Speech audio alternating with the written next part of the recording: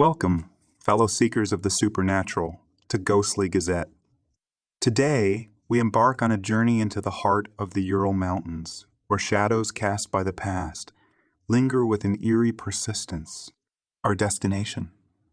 The haunting mystery that has perplexed investigators and ignited the imagination of conspiracy theorists, the Dyatlov Pass Incident. Join us as we unravel the chilling tale that unfolded on that wintry night in 1959.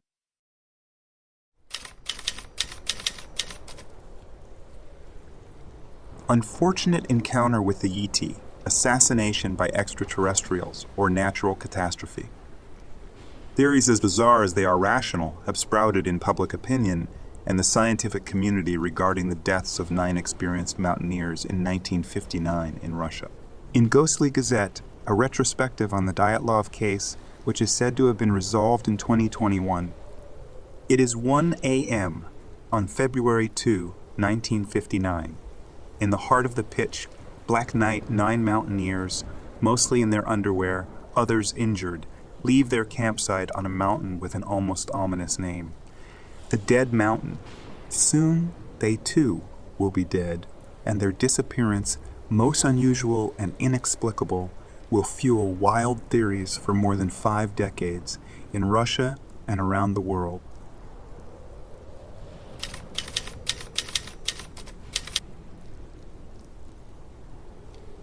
At just 23 years old, Igor Dyatlov, an engineering student, was on the brink of becoming a professional mountaineer.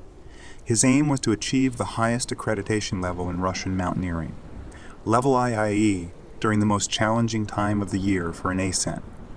To accomplish this, he led 8 fellow hikers from the Polytechnic Institute of Yekaterinburg through the northern Ural Mountains. Their expedition was set to cover 300 kilometers and ascend a mountain of at least 2,500 meters.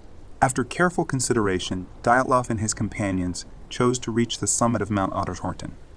They set out on January 27, only to never return alive. What, then, could have happened?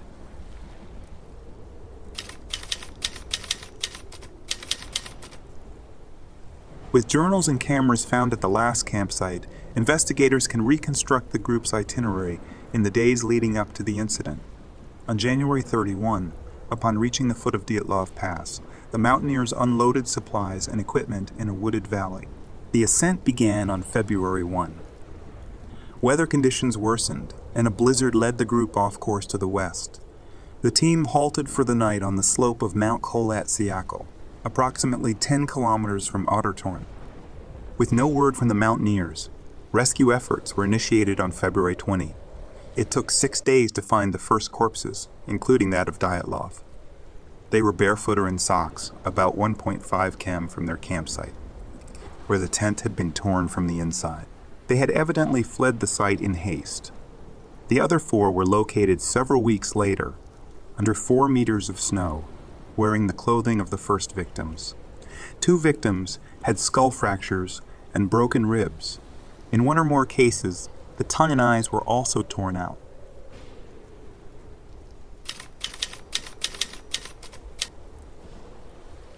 The investigation concludes that the first 5 bodies died from hypothermia. The autopsy of the other 4 reveals injuries too deep to be caused by a human. They resemble those of a car accident or shock wave. Some clothing items show abnormally high radiation levels. Footprints in the snow indicate that the 9 mountaineers moved willingly, investigators write in their report. It is appropriate to consider that the cause of the tourists' deaths was a spontaneous force to which the tourists were unable to resist. The Soviets closed the investigation, but several elements fuel numerous other theories. Massacre by locals or by one of the members who would then have faked their death, Secret Service operation, UFOs, or even orange spheres in the sky responsible for the radiation. Were a part of public opinion, some clues were intentionally set aside by investigators and anomalies in the procedure are observed. And eyes were also torn out. In 2019, Russia reopens the Dyatlov case. Among the 75 considered possibilities, only the avalanche scenario appears plausible. However, this doesn't convince all observers. mainly because the slope of the incident site is deemed too mild. In 2021, an independent investigation led by two researchers from the Lausanne Polytechnic School and ETH Zurich, published in the journal Communications, Earth and Environment, delves deeper into this theory. Through various analyses and computer simulations, they conclude that katabatic winds would have formed a snow slab above the campsite, which was set up after clearing the snow, creating an imbalance in the snow, triggering a small avalanche of a frozen block 5 meters long, the size of an SUV, large enough to engulf the team, yet small enough to disappear immediately. To support their theory, Johann Gomez and Alexander Puzrin draw on the snow animation movement depicted in Frozen. Still, they simulate this effect on the human body. To understand the mystery surrounding the injuries, researchers turn to General Motors safety data. They conclude that the hard snow block struck the beds, which had become rigid due to the mountaineer's skid. The collision would have shattered skulls and ribs without making them immediately fatal. However, the subsequent events are only tethered to scientists' speculations.